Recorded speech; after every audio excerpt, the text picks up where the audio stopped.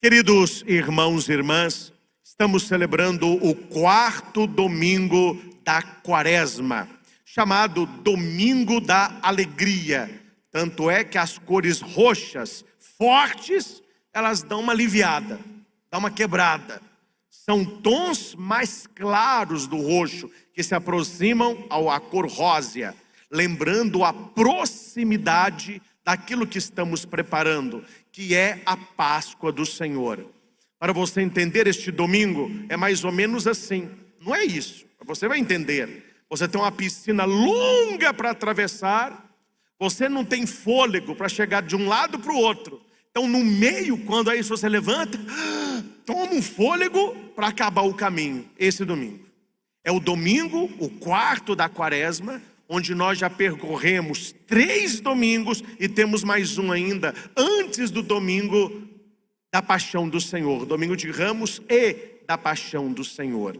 E as leituras de hoje, principalmente a leitura de Josué, nos fala sobre algo maravilhoso que aconteceu com o povo de Deus. Primeiramente, meus caros, quem é Josué? Josué é aquele que acompanhou Moisés na saída do povo do Egito para a terra prometida. Moisés não chega a entrar na terra prometida, ele vê, mas ele morre antes de atravessar o Jordão. Os capítulos anteriores a este que foi lido na missa, acontece algo extraordinário, que muitas pessoas nem sabem, que os sacerdotes carregavam a arca da aliança, que era a presença de Deus. E na arca tinha as tábuas da lei, um potinho de maná e o cajado de Arão.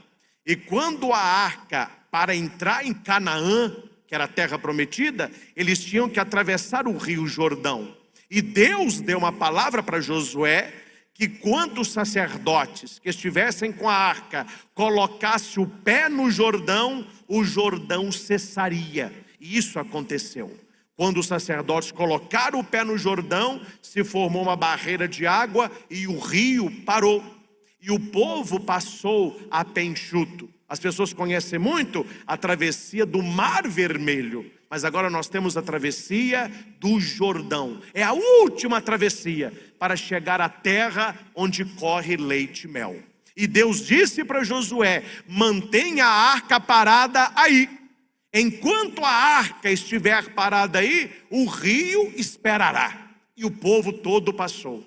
Antes, porém, de tirar a arca, Deus disse para Josué: peça que peguem 12 pedras do meio do rio e as coloque na margem, para que todo o povo que perguntar por que estão aqui estas 12 pedras, vocês contarão o poder que Deus tem e aquilo que Deus faz para os seus. Essas 12 pedras simbolizam as 12 tribos de Israel e no Novo Testamento os 12 apóstolos, que é a igreja. Colocada-lhe as pedras, a arca sai do rio Jordão e quando eles colocaram o último pé na margem, o rio voltou para o seu lugar. Este lugar que eles estão, aí já está aí na leitura, é chamado de Gilgal. Gilgal, que tem 2 origens. A primeira origem da palavra é revolver, é rolar. Ou seja, o povo de Deus foi rolado até ali. Ou seja, o povo de Deus foi levado até ali. Eles não estavam ali porque eles queriam. Deus os conduziu. Eles estavam fazendo a vontade de Deus. E um outro significado da raiz da palavra Gilgal é círculo. Círculo. Por que círculo? O círculo de pedras que Josué fez a pedido do Senhor. Então o povo já está do outro lado. E ali eles celebram a primeira Páscoa. A leitura começa dizendo assim. Vamos ler juntos o versículo 9. Naqueles dias o Senhor disse a Josué, juntos: Hoje tirei de cima de vós o opróbrio do Egito. Os israelitas ficaram acampados em Gilgal. Olha, já falei agora, em Gilgal. E celebraram a Páscoa no dia 14 do mês, à tarde, na planície de Jericó. Ou seja, ali o povo estava celebrando a sua primeira Páscoa na terra prometida. Nós temos 3 grandes celebrações, que não dá para explicar todas aqui, mas vou citá-las. A primeira grande celebração, lá no Egito, quando Deus disse a Moisés: cada família matará um cordeiro, não deixe sobrar e não deixe faltar, convide outras famílias para comer com você, pegue o sangue do cordeiro e passe no umbral da porta, porque esta noite o anjo da morte visitará o Egito, e onde não tiver essa marca, o primogênito morrerá. Então o povo de Deus foi guardado por Deus, e ali eles celebraram então essa primeira ceia, que era o prelúdio da Eucaristia, o prelúdio da Páscoa do Senhor. E ali eles comeram o cordeiro, comeram ervas amargas, lembrando da amargura que eles sofreram no Egito, comeram pão sem fermento, que não teve tempo de fermentar o pão, porque eles iam sair naquela noite, é chamado de pão ázimo. A hóstia que nós recebemos na missa consagrada, que é o corpo do Senhor, a Eucaristia, é um pão ázimo, é um pão não fermentado, é trigo e água. Esse foi o primeiro momento. O segundo momento é quando Deus chama Moisés no alto para entregar-lhe as tábuas da lei. E quando Moisés desce, o povo tinha se corrompido, tinha feito um bezerro de ouro. Moisés quebra as tábuas e xinga o povo, e o povo se arrepende. Deus dá uma segunda chance, escreve os mandamentos. Então ali é o segundo momento. O terceiro momento é esse que nós estamos lendo na primeira leitura, a Páscoa depois do Jordão, a Páscoa em Canaã, na terra que Deus tinha prometido. Vale a pena explicar uma coisa para vocês. O judeu, ele tem no corpo uma marca física de que aquele povo é o povo do Senhor. Deus pediu que o seu povo fosse circuncidado, todo primogênito fosse circuncidado. E o que é a tal circuncisão? Era o primeiro filho homem, ainda pequenininho. O sacerdote pegava uma lâmina e dava um pique, um corte na glande do pênis, e ali ficava uma marca. Aquele primogênito, ele estava consagrado ao Senhor. Então todo o primeiro filho do judeu, ele era circuncidado, era uma marca de que aquele povo era o povo de Deus. Só que teve um problema. Eles estão caminhando no deserto 40 anos. Olha aí a quaresma, 40 dias. E nesses 40 anos, quem nasceu depois da saída do Egito, ninguém era circuncidado. Não tinha homens de 40, 39, 30, 25, 14. Esse povo todo não era circuncidado. Porém, quando eles chegaram em Gilgal, Deus disse para Moisés: antes de celebrarem a Páscoa, que o meu povo seja circuncidado. E o texto vai dizer que eles fizeram lâminas com pedras, e todos os homens, os primogênitos, foram ali circuncidados. E ficaram num canto até que eles se curassem. Aqui nós temos ainda a circuncisão do Antigo Testamento.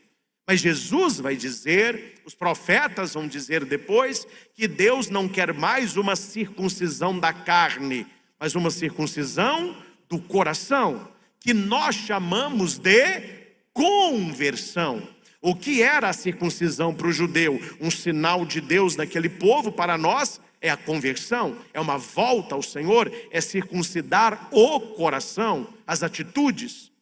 Aí começa o texto que nós estamos lendo. Primeiramente, Deus diz para eles e Deus diz para nós: hoje tirei de cima de vós o opróbrio do Egito.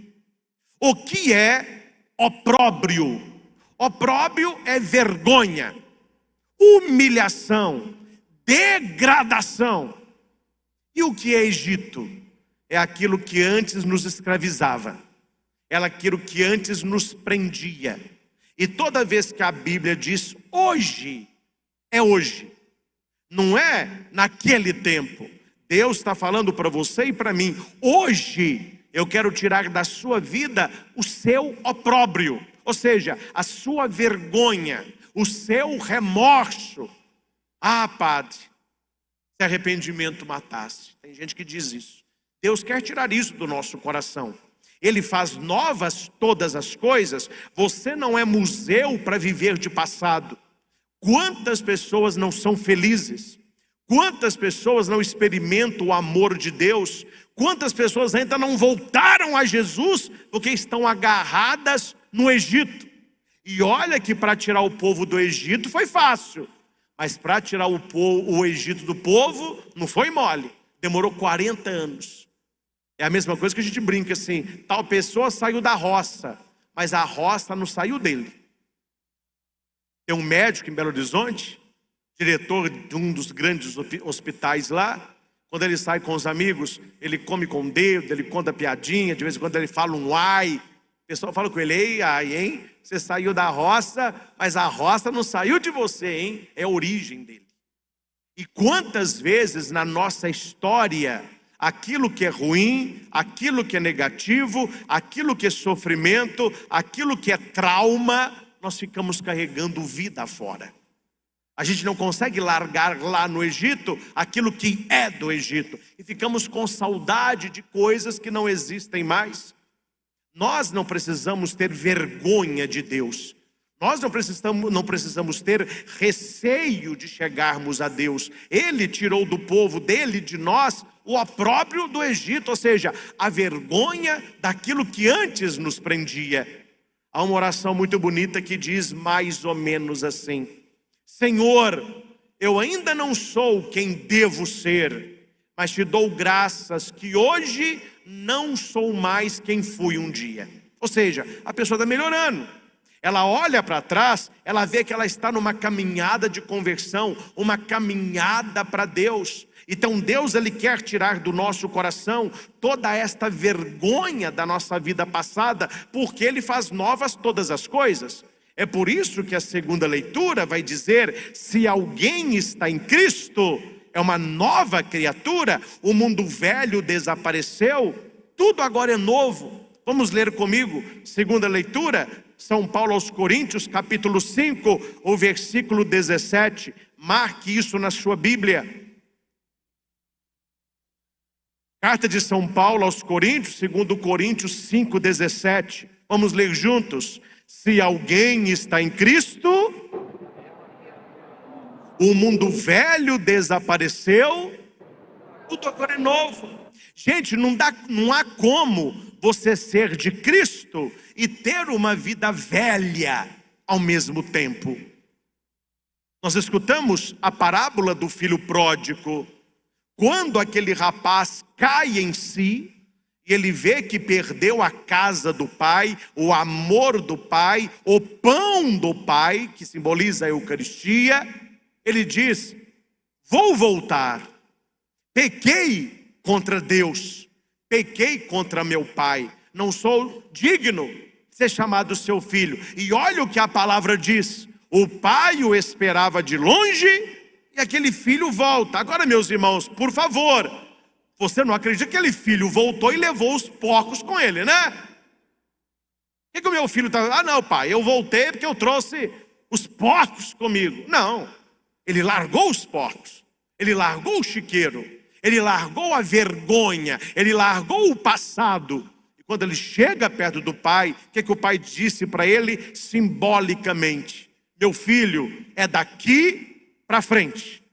O que vale é o seu arrependimento. Você aprendeu da pior maneira possível. Para encontrar a Deus, nós temos dois caminhos, o amor e a dor. Querão encontrar Deus no amor, o encontrará na dor. E o filho pródigo encontrou a Deus na dor, na sarjeta. Queria comer a comida do leitão, nem isso lhe davam. E ele volta ao pai, mas ele larga o porco. E algo interessante, que que o pai não vai buscar o filho. Deus nos ama tanto, tanto, mas tanto, que Ele te respeita. Se você quer morar no chiqueiro e virar um leitão, o problema é seu. Deus nos ama tanto que Ele nos dá liberdade de dizer não a Ele. Pai, dá-me a parte da herança que me cabe. O pai não questiona, o pai libera o filho. E a palavra diz que Ele não dividiu a herança com o mais jovem. Ele chamou o mais velho e dividiu com os dois. O que o pai dizia para o mais velho? Se você quiser ir, também pode ir. Não, pai, eu vou ficar por opção, não é por necessidade. E aquele filho que sai, não é o filho que volta, né? Como que é o filho que sai? Austero, cheio de si, egoísta, folgado, atrevido. Dai minha parte da herança. O cara nem morreu, o filho estava matando o cara. Como que ele volta? Mendigo, fedido, sujo de lavagem, humilde. Pai, eu não mereço ser teu filho. Trata-me como que aprende, né, gente? A pessoa aprende por bem ou aprende por mal. Nós precisamos aprender a palavra de Deus por bem. Estar com o pai, mas superar o filho que ficou também. Que se o filho mais novo ele perdeu no mundo, o filho mais velho, ele se perdeu em casa. Aqui eu noto algo característico entre o pai o novo e o pai o velho. O velho não saiu e era um filho muito bom, obediente, trabalhava, estava ali com o pai. Mas o que faltava? Afeto, carinho, beijo, abraço. O pai, o filho, quando se refere ao pai, ele se refere ao pai como empregado. Pai, eu te sirvo há tantos anos, nunca desobedeci uma ordem, o senhor nunca me deu um cabrito. Falou, meu filho, como que eu vou te dar o que é seu? Tudo que é meu é seu. Ou seja, o filho que sai filho quer ser empregado, e o filho que não saiu já vivia como? Então nós precisamos superar o segundo filho, estando com o Senhor, mas tendo afeto, tendo coração, tendo conhecimento de Deus e da sua palavra. Aquele pai fez o que muitos pais deveriam fazer, e se não fazem, deveriam fazer. A hora que aquele filho volta, o pai o abraça e o beija. O filho, naquele estado, ele é reconhecido pelo pai. Falta nas nossas casas abraço e beijo. E olhe que o filho que volta, o pai o recebe com abraço e beijo. Mas o que já estava não diz que os dois se beijavam ou se abraçavam. Era um relacionamento mais distante, um relacionamento mais frio. E este pai da parábola é Deus. É bom estar aqui? Maravilhoso. É bom servir a Deus? Maravilhoso. É bom ser padre? Estupendo. É bom participar da missa? Uma graça. Mas tem que ter coração. Tem que ter coração. Porque se não tem coração, é alguém que vai, que cumpre o rito, que lê a Bíblia, que celebra a missa, que está servindo o pai, que não desobedece o pai, mas que não tem afeto, não tem colo, não tem coração. E aqui a diferença é a intimidade que eu tenho com o pai. E o pai é Deus. E o pai, ele sai para buscar o jovem, e ele sai para buscar o mais velho.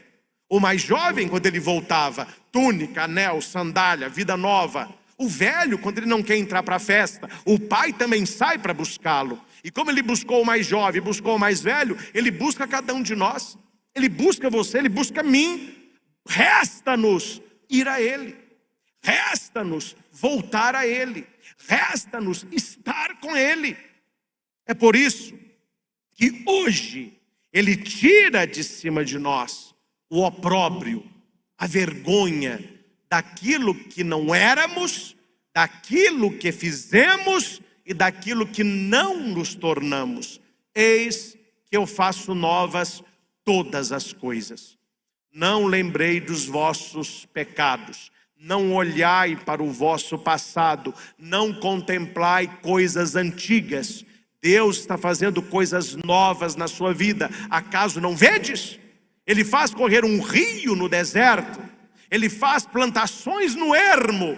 Quer dizer, nós precisamos ver na nossa vida o novo de Deus. Meus irmãos, nós já estamos no 4º domingo da quaresma. Veja, nós já estamos numa caminhada longa de preparação para a Páscoa do Senhor. Espero que você tenha e mantenha essa preparação diária, com mais oração. Eu tenho disponibilizado, você com certeza está assistindo no meu canal no YouTube, toda manhã, pode assistir a hora que der, uma meditação de 15 a 20 minutos de um tema de espiritualidade durante a quaresma toda. Quer dizer, as pessoas precisam, durante a quaresma, voltar ao Senhor, deixar o novo de Deus acontecer. Porque as pessoas vão passando, a quaresma vai acontecendo, as coisas vão acontecendo, e a gente vive como se não fosse quaresma. Nós estamos na quaresma. Você vê um mundão de nenhum. Continua fazendo festa, continua bebendo, continua passeando, e é Lula para Lula, não sei o quê, uma confusão danada, e carnaval. Nós cristãos, nós estamos num tempo santo. 40 dias que se chama quaresma. Um tempo de mais oração, um tempo de conversão, um tempo de voltar para o Senhor, circuncidar o nosso coração, arrepender de nossos pecados. Nós precisamos nos arrepender dos nossos pecados. Nossa consciência não pode ser anestesiada, não. Como que a consciência de muita gente não dói? A pessoa está fazendo coisa errada, está pecando, está falando mal dos outros, está traindo a mulher, está roubando, está fofocando, está na pornografia, e a pessoa continua normal. Ah não, mas é assim, não é assim mesmo não, meu chato. Não é assim mesmo não. Nós precisamos desta atitude de conversão. Convertio, metanoia. Volta para Deus com um coração sincero, porque Deus não vê a casca, Deus conhece o coração. E para Deus o que não vale é um coração dúbio. O que é um coração dúbio? É um coração adúltero. É um coração que tem 2 amores.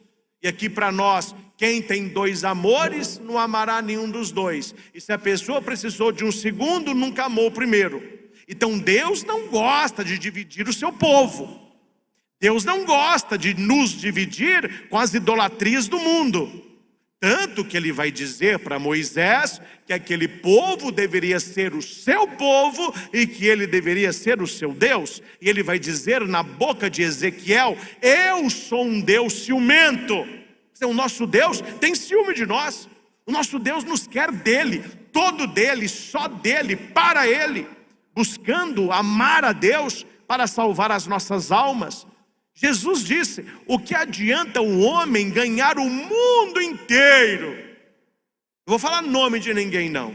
Essa semana ficou badalada aí uma cantora que ganhou o mundo. O que adianta ganhar o mundo inteiro? Olhando a vida dela, se ela vai perder a alma. O que adianta você ter o mundo aos seus pés, se depois que você morre, você vai passar a eternidade no inferno? O que adianta isso? E Jesus, ele não mudou. E a palavra de Jesus não mudou. Esse discurso de Jesus idiota, de Jesus bonzinho, que todo o caminho vai para o céu, que todo mundo vai ser salvo, isso é lorota do diabo. Quem quer que você acredite nisso é o diabo, que é mais fácil ele pegar a sua alma. O que eu estou aqui dizendo é um comprometimento sério com Jesus Cristo. Um comprometimento sério com a sua salvação. Porque não cabe, meus irmãos, e não dá mais para você estar na terra prometida com o coração no Egito. Deus está tirando o opróbrio do Egito, e se você não quiser ficar em Canaã, me desculpa, volta para o Egito. Mas não dá para você ficar no vai e vem, no vai e vem. Pessoas que se dizem, cristãs, católicas, dizem conhecer Jesus Cristo, vão à missa, comungam, rezam a Ave Maria, mas em certas festas, com certo tipo de gente, com certo tipo de música, fazem o que até o diabo duvida. Músicas totalmente impróprias, com coreografias totalmente imorais, e as pessoas fazem com a maior tranquilidade. Aí faz tudo isso e tem a cara de pau de vir à missa e comungar. E acha que está tudo muito normal. Não está normal, não. Não está normal, não. É um favor, adeptos dela e de tantos, ficarem lá e não virem aqui. Não faz falta nenhuma. Não faz falta nenhuma. Você não faz falta para Deus. É Deus que faz falta de você. Não é Deus que precisa de você, não, meu chapa. Cai na real. Abaixa o teu orgulho. Não é Deus que precisa de você, com você ou sem você. Ele é Deus. Somos nós que precisamos dele. Nós que precisamos do seu amor. Nós que precisamos da redenção de Cristo. Porque somos criaturas merecedoras do inferno. Mas se fomos para o céu, é por graça de Deus e por conversão nossa. Esse Jesus que eles estão pintando por aí, mais atrapalha que ajuda. Um Jesus carente, um Jesus que fica mendigando amor, um Jesus que fala, vem, meu filho, vai, dane-se. Jesus disse isso, eu estou dizendo não. Quando ele começou a pregar ali em João capítulo 6, o que as pessoas falaram? Não, essa palavra é dura demais.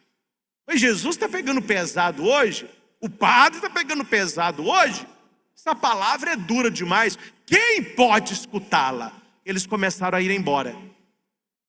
Aí um discípulo falou para Jesus, Jesus, o povo está indo embora. O que Jesus falou? Vai embora não, gente. Volta, vamos mudar o discurso. Ele olha para os 12, e vós, não quereis ir embora também não? Jesus nunca mudou o discurso para agradar. E me desculpe, meus irmãos, e como tem pregadores mudando o discurso, não para converter o povo, mas para agradar os fiéis, tirando a noção de pecado, tirando totalmente a questão do inferno, tirando as práticas quaresmais. Eu estou falando porque tudo que eu falo eu tenho que ter provas, que se alguém me questionar, eu mostro.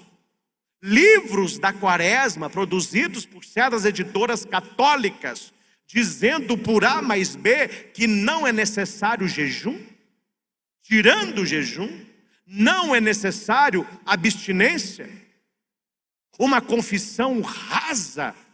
Como é difícil hoje entender confissão do povo, o pessoal perdeu a noção de pecado, perdeu a noção de confissão, de conversão. O diabo não é mole nada, viu?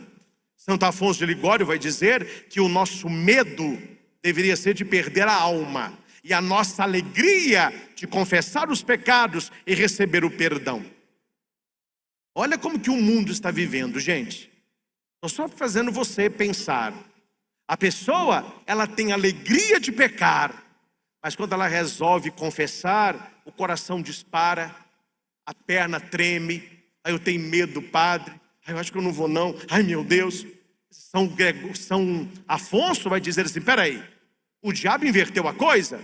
A gente tinha que ter vergonha de pecar e alegria de ser perdoado. A pessoa tem alegria de pecar e tem vergonha de confessar. Inverteu as coisas. As pessoas não estão buscando uma conversão sincera. Esse tirar o opróbrio da própria vida. Nós podemos estar hoje, aqui o nosso santuário, você que está em casa, pode ser um pouco Gilgal. O que é Gilgal? É o lugar da passagem. De um lado do Jordão para o outro lado, ou seja, mudar de vida, ter uma vida mais íntima com Jesus, rezar mais, conhecer a palavra, ter intimidade com Cristo. Estar aqui é muito importante. E o que eu posso ajudá-los é mostrar para você o caminho. Mas quem tem que caminhar é você. Você que já ensinou alguém a andar de bicicleta, você entende o que eu estou dizendo. Você pode pôr a pessoa para ver um filme. Olha lá como que anda de bicicleta, ó. Assistiu? Vou te passar como que é. Presta atenção. Fala, papai. É assim, ó. Negocinho que você põe o pé e faz assim, eu chamo pedal, entendeu? Não tem motor não, você tem que mexer a perninha para andar. É tranquilo, não é? Mexer a perninha assim. Tranquilo, papai. Pois é. Bumbum, você vai pôr no banquinho. Tem um banquinho, você põe um bumbum, põe e fica mexendo assim. Tá tranquilo isso aí. Tem o guidão. Se você vira para cá, ó, ele vai para a direita, vai para a esquerda, entendeu? O freio da direita é o freio de trás, o freio da esquerda é o da frente. Aperta o de trás primeiro. Você aperta a frente. Se apertar o da frente, você cai e machuca. Repete para mim. Pedalar, sentar, pronto, aprendeu. Aprendeu? Sobe e anda. E uma vez que aprende, não esquece mais. Gente, há coisas na vida que não se aprende na teoria. Tem que fazer. Como que a gente ensina alguém a andar de bicicleta? Olha, larga filme e não esquece, suba e eu vou andar com você. Eu vou segurando aqui, vai andando. Aí eu vou soltando, até que você pega o jeito, aí você vai. Fé é isso. Não adianta você vir à missa, escutando o padre explicar tintim por tintim como que anda de bicicleta, se você não está andando, se você não está praticando.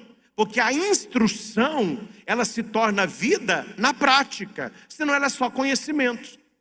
Eu tenho que transformar conhecimento em habilidade. Conhecimento é saber que eu sei. Habilidade é saber fazer. Competência é fazer com honra. Então nós temos esses estágios na nossa vida espiritual. Meus irmãos, que nós possamos viver esta segunda leitura. Se alguém está com Cristo, é uma nova criatura. Não importa o seu passado, não importa. Se você foi uma pessoa muito boa, valeu. Se você já traiu, já bebeu, já fez, você pode ter feito o que for da sua vida. Para Deus o que vale é o momento da conversão. Eu vou mudar de vida agora. Águas passadas. Deus não quer saber de águas passadas, é dali para frente. Lembra Jesus com a mulher pega em adultério? Eles levam a mulher para Jesus e falam, olha, essa mulher foi pega em adultério e a lei manda apedrejar. O que Jesus falou com ela? Olha, minha filha, vem cá. Quantas vezes já adulterou?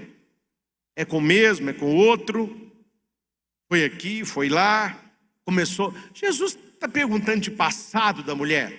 Jesus interessa o passado da mulher. Ele interessa o que ela será dali para frente. A conversão é dali para frente. Ninguém jogou pedra. Aí Jesus disse assim, onde que estão eles? Ninguém te condenou?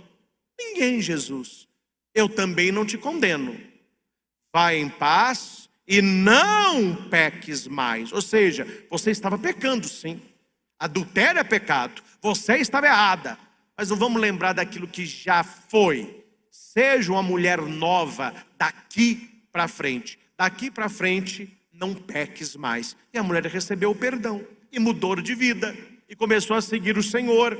É isso que nós precisamos fazer. Finalizo, meus caros, com a parábola, como Jesus contou a dele. Padre Cristo tem as suas historinhas também, né? O filho pródigo, quando sai da presença do pai, preste atenção nisso. Tudo piora, gente. O mundo tem uma sedução que nós devemos lutar porque não é fácil vencer. O mundo, ele é sedutor. Luzes, pompa, dinheiro, beleza física, posição social, prazeres, comida, bebida. É muita coisa que fica nos chamando. E quantas pessoas, por causa disso, largaram a igreja? Quantas pessoas iam à missa dominicalmente, até que abriu na cidade um shopping, agora não vão mais à missa, eles vão para o Cine Hits. Não é mais Eucaristia, agora é pipoca, popcorns. Trocar a comunhão por um saco de pipoca. Trocar a bênção de Deus por um prato de lentilha. Não é bíblico isso aí? Então nós precisamos entender o jogo da sedução. Deus nos seduz para Ele e o mundo nos seduz para longe de Deus. O mundo não está interessado em se converter. Não se engane, achando que o mundão está preocupado com conversão, preocupado com vida eterna. Eles não estão nem tchum para isso. Não estão nem tchum para isso.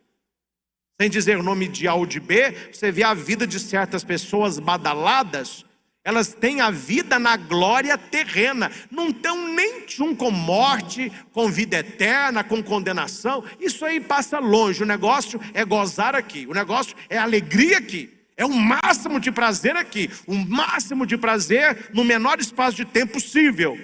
Ora, o problema é quando nós queremos imitar esse tipo de gente. Porque se eles não estão nem tchum para a salvação deles, nós estamos preocupados com a nossa. Se eles não estão preocupados para onde vão depois da morte, nós estamos. E é por isso que somos cristãos, que queremos a vida eterna. Então aquele filho pródigo, quando ele sai iludido.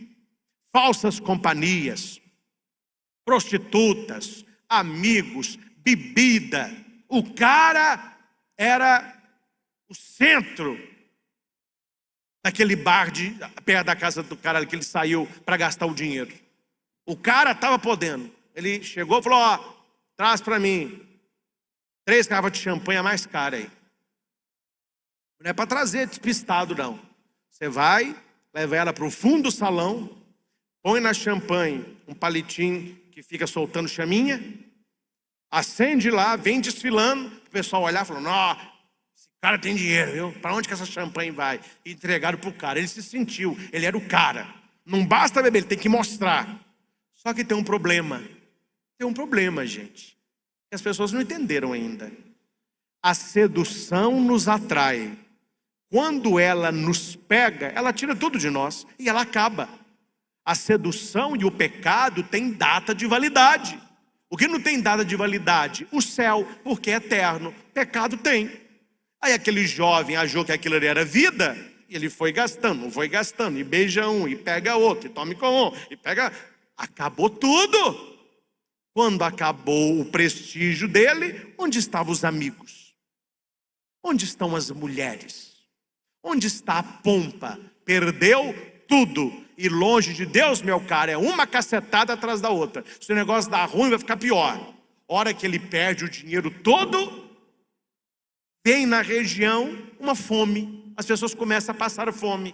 E ele acaba no meio dos porcos. E você não sabe mais quem é gente, quem é porco. Porque o cara queria comer as bolotas da lavagem. Eles jogaram a lavagem pro porco, ele pegava a bolota. Falou: opa, não. Deixa o porco comer primeiro. Se o porco não quiser, você come. Gente, olhando o nosso mundo, quando eu falo mundo, as pessoas distantes de Deus, você não sabe mais quem é gente, quem é porco. Quanto maior a porcaria, mais eles gostam. Quanto maior a porcaria, aí eles estão em entrevista, em grandes programas, em horário nobre, e passa aquilo como se fosse um valor. E muitos pais que não acompanham, adolescentes e jovens olhando aquilo: eu quero isso. Felicidade é isso aí, eu quero imitar isso aí. Só que tem um problema. O cristão, ele está muito mais para burro do que para porco. Porque os que estão no chiqueiro e acham que aquilo é felicidade, eles olham para nós e falam o que de nós? São pessoas sem inteligência. São pessoas burras. Num mundo de tanto prazer, fica lá cheirando barra de saia de padre, fica à missa, rezando terça, e clamando misericórdia, celebrando Semana Santa, e o mundo aqui quebrando o carnaval, e o negócio está pegando, e esse povo burro ainda fica seguindo Jesus. E é sobre esse porco e este burro que eu quero falar. Havia um porco que dormia o dia inteiro. E ele só acordava quando tinha lavagem. E havia um burro que trabalhava o dia todo, como um burro. E voltava à tarde para comer lá o seu capim, o seu feno, para descansar, para na manhã trabalhar de novo. Olha como que é a sedução. Um dia, o burrinho parou do lado do chiqueiro. E o porquinho ficou rindo do burrinho. E o burrinho perguntou: você está rindo de quê? Você não tinha nome melhor para ter. É burro mesmo. Você já notou tanto que você trabalha? Eu não. Eu fico o dia todo aqui. Eu fico na sombra. eu tomo água, eu como milho, eles me dão lavagem, eu só fico com a perninha pro alto. E quando você está trabalhando, e no fim do dia, te dão lá um feno, um capinzinho, para você descansar, porque na manhã seguinte, tudo começa de novo. E o burrinho disse, essa é a tua vida de porco, e esta é minha vida de burro. E o burro foi trabalhar. No outro dia, a mesma coisa. Mas você é bobo, hein? Está trabalhando demais. Está levando a coisa a sério demais. Isso aí não vai dar em nada. E o burrinho falava, essa é a sua vida de porco, esta é a minha vida de burro. Gente, se você não sabe, os bons mineiros sabem. Água mole em pedra dura, tanto bate até que fura. O burrinho começou a ter inveja do porco. Por que ele trabalhava tanto? Por que ele era tão obediente? Por que ele servia tanto o dono? E aquele porco só dormindo, comendo e descansando, engordando. Um dia o burrinho perguntou assim, ô porquinho, vejo que você é mais esperto que eu mesmo. Você que está certo, eu que estou errado. Me ajuda. Como que eu posso ficar com você aí? E o porquinho disse, muito simples. Para de andar certinho e começa a mancar. Faça isso e depois você me conta. E já faça amanhã. Tá bom, fica me olhando que eu sei mancar legal. Então tá bom. De manhã vem o dono, pega o burrinho, pega a carroça, põe nele, arruma. A hora que ele puxa o burrinho sai. Que é isso? O burrinho estava mancando ontem. Tira a carroça dele. O porquinho, tá dando certo. Já tirou a carroça, olha lá. Puxou o burrinho. Que coisa! Tira o arreio dele. Tira tudo dele aí. O burrinho, o porquinho.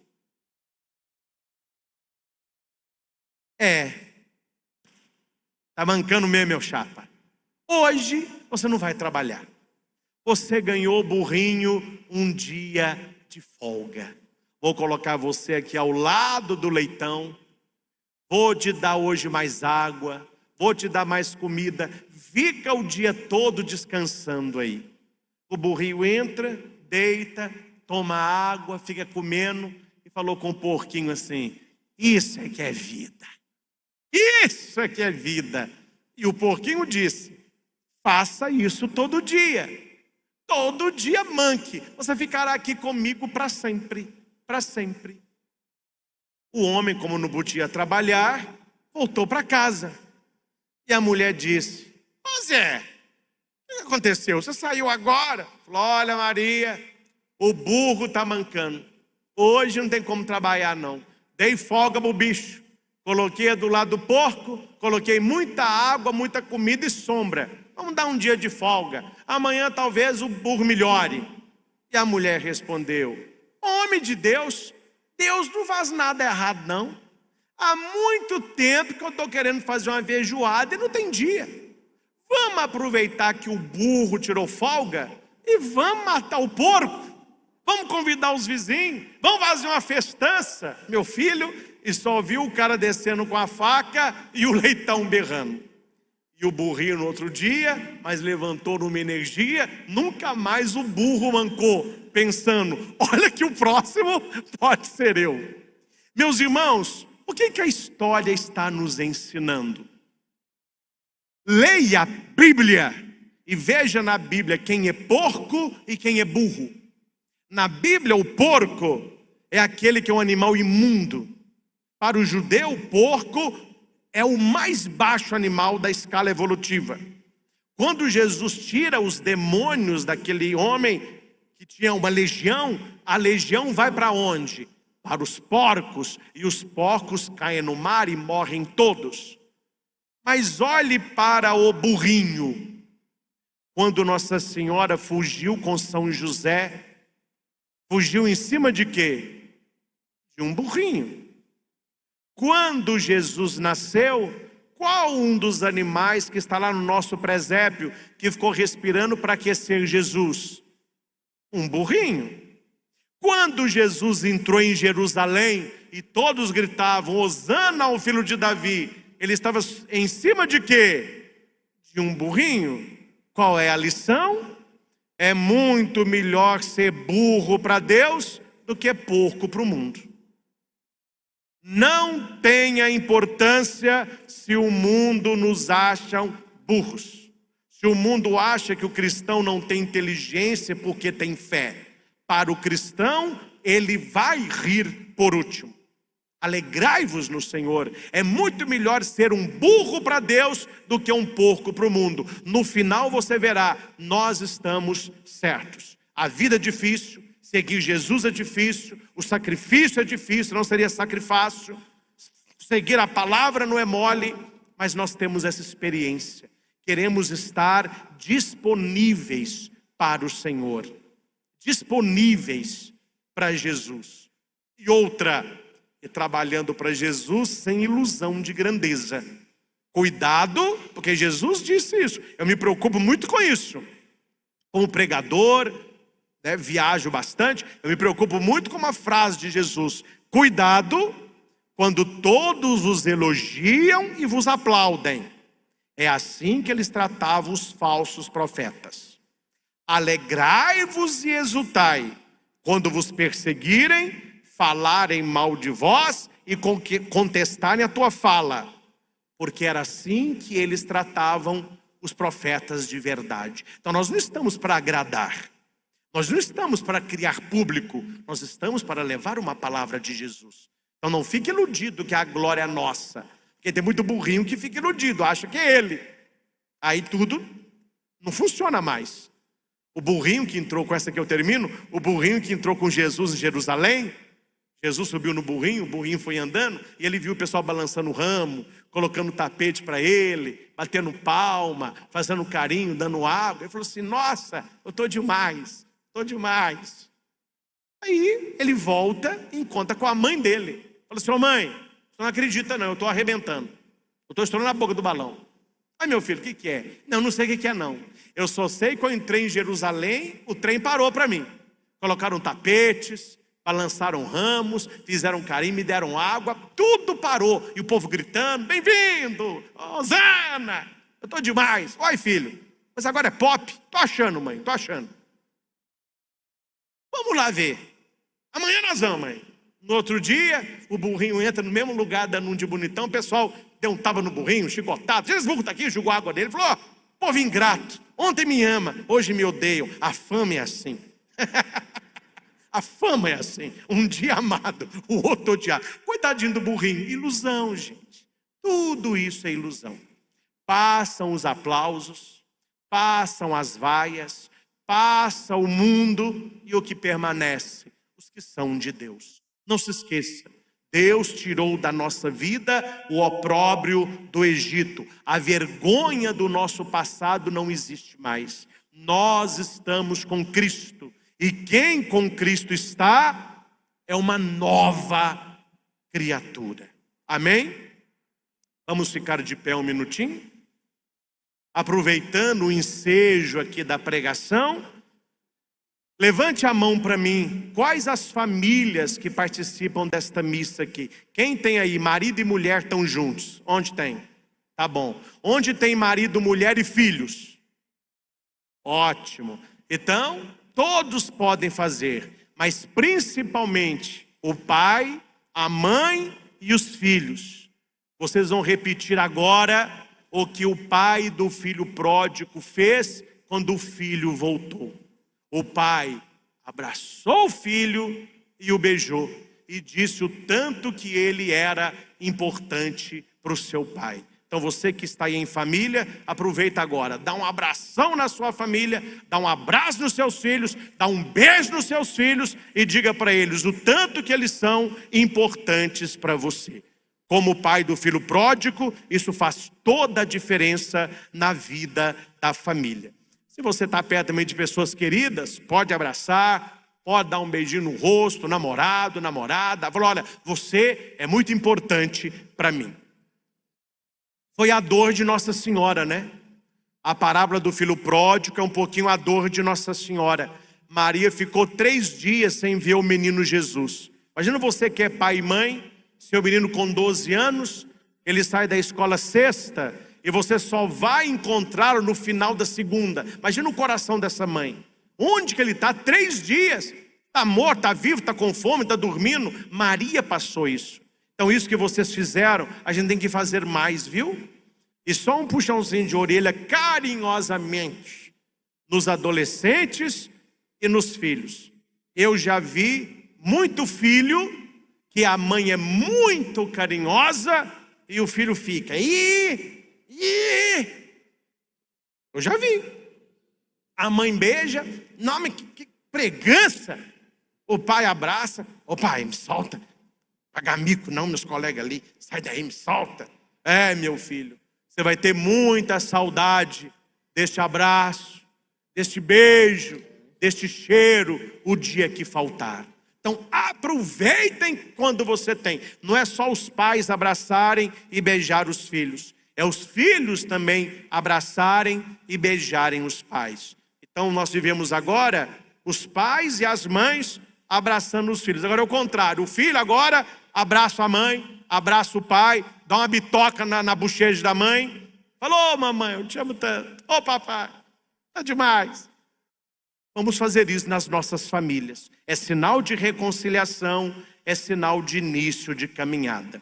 Você também, que acompanha esta missa aí da sua casa, se tiver o seu filho aí, o seu pai, a sua mãe, corre lá onde eles estão, abraça, dá um beijo, fala o tanto que eles são importantes para você. Hoje Deus tirou a nossa vergonha, porque em Jesus nós somos novas criaturas.